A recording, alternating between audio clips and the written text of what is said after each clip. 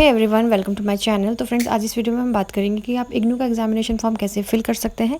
तो एंड तक बने रहिएगा। अगर आपको अपना एग्जामिनेशन सेंटर भी चेंज करना है या आपके एग्ज़ाम में कोई बैक आ रखे हैं या आपको सिर्फ एक पेपर के लिए एग्ज़ाम देना है, तो इस वीडियो में हम जानेंगे कि एग्जामिनेशन फॉर्म कैसे भरना है।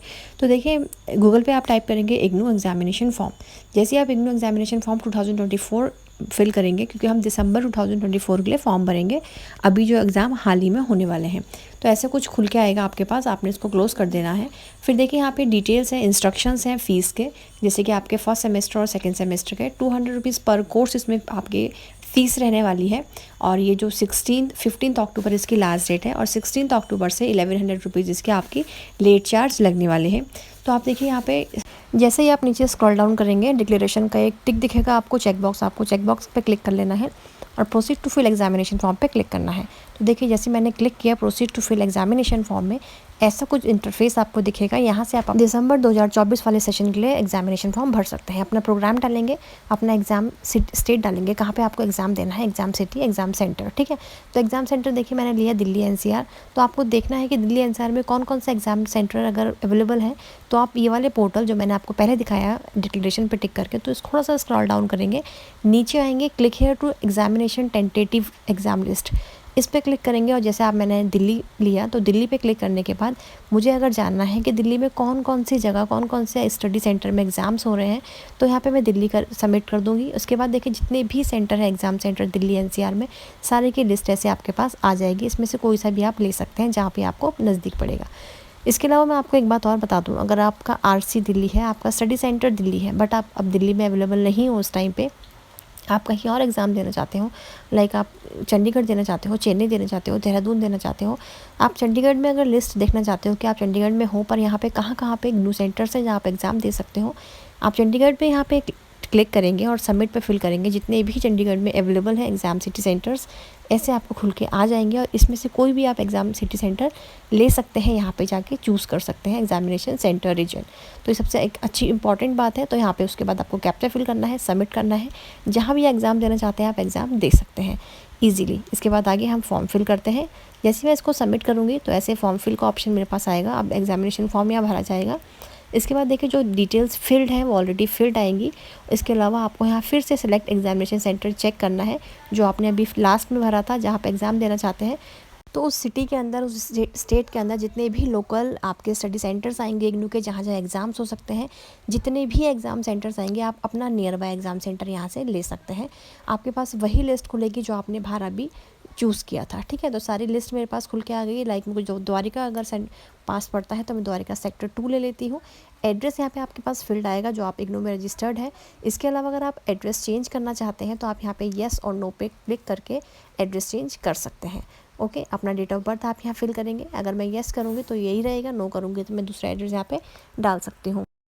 इसके बाद फिल करेंगे डेट ऑफ बर्थ। देखिए, डेट ऑफ बर्थ के कॉलम में आपके पास मंथ एंड ईयर कैलेंडर खुल के आता है। डेट ऑफ बर्थ फिल कर लेंगे, अपना जेंडर ले लेंगे आप, मेल फीमेल है ना, जो भी आप हैं, अपना डॉक्यूमेंट्स, अपना जेंडर फिल करने के बाद अपनी ईमेल आईडी आप यहाँ फिल करेंगे।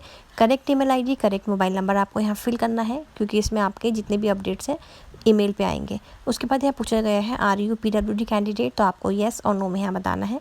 अगर आप येस करेंगे या नो करेंगे, उसकी डिटेल्स आपको देनी होगी। अगर आप येस करते हैं, तो देखिए पूछा जाता है कि किस टाइप की डिसेबिलिटीज़ आपके पास है। अगर आप राइटिंग आप कर सकते हैं, पेपर में नहीं कर सकते हैं, क्या आप इतने डिसेबल हैं कि कोई और आपका एग्ज़ाम देगा, तो ये सब यहाँ पर आपको डिटेल्स देनी है। अगर आप नो है, तो पीडब्ल्यूडी कैंडिडेट में आप नो कर दीजिए, सीधे वो आगे बढ़ जाएगा। ठीक है, अगर आप येस करते हैं तो ही आपको ये सारी डिटेल्स डालनी है। उसके बाद फिल करेंगे आप अपना आधार नंबर के बाद ये पूछा जाता है देखिए academic bank of credits ABC ID। अगर आपने ABC ID अभी तक नहीं बनाई है, तो मैं आपको डिस्क्रिप्शन बॉक्स में लिंक देने वाली हूँ कि उसे कैसे क्रिएट करना है, वहाँ जाके आप बना सकते हैं, जो कि मैंडेटरी है। नीचे लिंक पे जैसे आप क्लिक करेंगे, पूछता है आपसे do you have ABC ID, तो अगर आप यहाँ येस करते हैं, तो आपको येस करने पर अपनी ABC ID यहाँ पे डालनी होगी। ठीक है, अगर आपके पास ABC ID नहीं है, तो अगर आप यहाँ नो करेंगे, आप नो करने के बाद आपको यहाँ पे अपना आधार कार्ड नंबर और आधार में जो मोबाइल नंबर लिंक है, वो आपको यहाँ सबमिट करना होगा। उसके बाद देखिए, हम यहाँ पे आगे आते हैं वापस फॉर्म पे। तो आपको सब्जेक्ट डाल लेने हैं यहाँ पे, किस किस सब्जेक्ट के लिए आप फ़ीस जमा करना चाहते हैं, या किस किस सब्जेक्ट के आप दिसंबर में एग्ज़ाम देना चाहते हैं। एक बारी में आप 16 एग्ज़ाम दे सकते हैं, 16 पेपर दे सकते हैं। ठीक है, तो जितने भी आप या आपके मार्क्स कमा रखे हैं, आप दोबारा एग्ज़ाम दे रहे हैं या फर्स्ट टाइम एग्ज़ाम दे रहे हैं, सारे ही आपको अप्लाई कर लेने हैं। जितने भी अप्लाई करेंगे उतने की फ़ीस आपको यहाँ पे पड़ेगी और उतने ही हॉल टिकट आपका बन के आएगा और आप उतने एग्ज़ाम्स में बैठ सकते हैं। मैं आपको एग्ज़ाम्पल के लिए एक सब्जेक्ट का फॉर्म भर के दिखा रही हूँ जिसकी फ़ीस मेरी 200 रुपये है दिखाई गई है।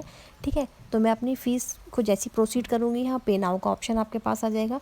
पे नाउ पे क्लिक करेंगे, आपका फ़ीस यहाँ पे आएगा, आपका एनरोलमेंट नंबर, कंट्रोल नंबर सब आपको यहाँ क्रॉस चेक कर लेना है। जैसे मैं पे नाउ करूँगी, सबसे ईजी तरीका यहाँ दिया गया है, स्कैन करके आप फ़ीस जमा कर सकते हैं। यूपीआई है, कार्ड है, नेट बैंकिंग है, वॉलेट है, सारे ही यहाँ पे ऑप्शंस दिए गए हैं फ़ीस सबमिट करने के। फ़ीस सबमिट करते हुए आपको ध्यान देना है कि आप किससे पेमेंट कर रहे हैं, कार्ड से पेमेंट कर रहे हैं, अपनी बैंकिंग से पेमेंट कर रहे हैं। तो मैं आपको यहाँ पे कार्ड से पेमेंट करके दिखा रही हूँ। कार्ड नंबर आपको डालना है, एक्सपायरी डालना है, कार्ड होल्डर का नेम जिसके नाम पे ये कार्ड है और उसका सीवीवी आपको डालना है जो कि कार्ड के पीछे अवेलेबल होता है। बाकी आपको स्कैन करना चाहे तो आप शो क्यूआर करके स्कैन करके ईजिली अपने यूपीआई से इसको पेमेंट कर सकते हैं। अगर 1% सर्वर एरर होने के कारण आपके पास ऐसा ऑप्शन आता है कि पेमेंट होने के बाद आपके पास सक्सेसफुल नहीं आता है, तो फ्रेंड्स वहाँ पे आपको फर्स्ट से पहले पेज में आके click here to view payment status आपको चेक कर लेना है, दोबारा पेमेंट नहीं करनी है। और यहाँ पे आपको चेक पेमेंट स्टेटस पे क्लिक करके आपको यहाँ पे दिखा देगा, जैसे कि मेरे को दिखा रहा है कि जो सक्सेस एक्नॉलेजमेंट जनरल हमारा जो मेरा पेमेंट है वो सक्सेस हो चुका है। तो ऐसे केस में दोबारा पेमेंट करने की ज़रूरत आपको नहीं है। व्यू एक्नॉलेजमेंट करके आप वहाँ से पेमेंट ले सकते हैं, देख सकते हैं कि हुआ है नहीं हुआ है। इसके अलावा आपको दोबारा से अगर पेमेंट कहीं और से भी अपना स्टेटस चेक करना है तो आपको एनरोलमेंट नंबर डालेंगे आप, ये सब आपको फ्रंट पेज में ही मिलेगा, जहाँ पे मैं आपको नोटिफिकेशन दिखा रही थी ना वहीं पे मिलेगा। एनरोलमेंट नंबर डालेंगे, सबमिट करेंगे, आपका कंट्रोल नंबर आपको लिखा हुआ आ जाएगा और यहाँ पे पूरी लिस्ट आपके पास आ जाएगी कि आपका पेमेंट हो चुका है। तो सर्वर एरर होने के कारण आप परेशान नहीं होए, आपका पेमेंट हो चुका होता है, एक ही बार में आपको पेमेंट करनी है बस।